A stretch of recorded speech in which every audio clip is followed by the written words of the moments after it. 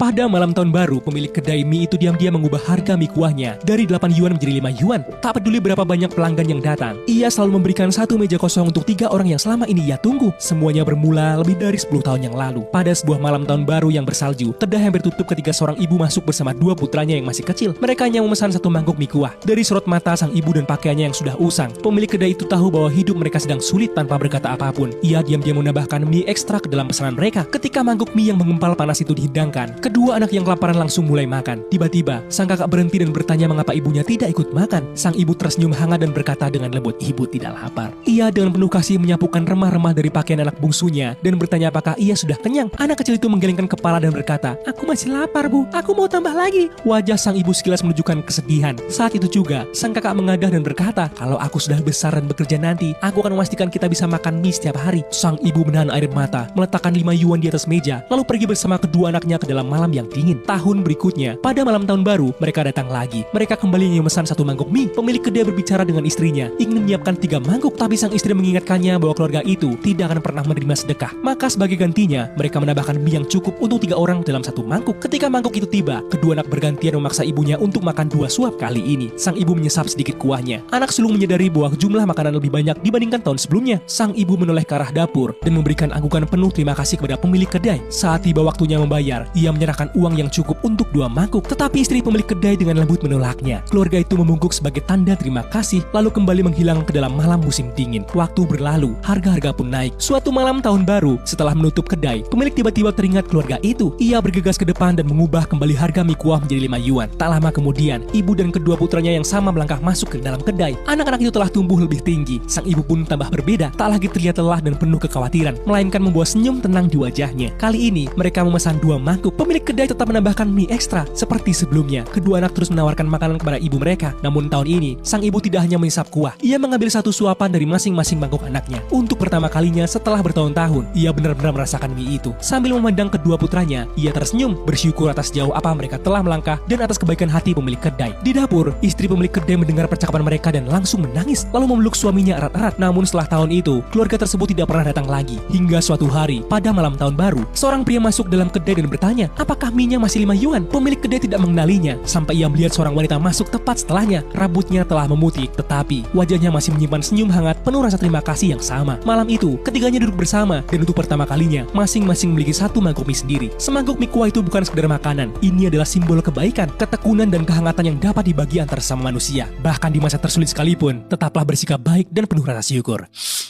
Anjir, terharu gua anjing.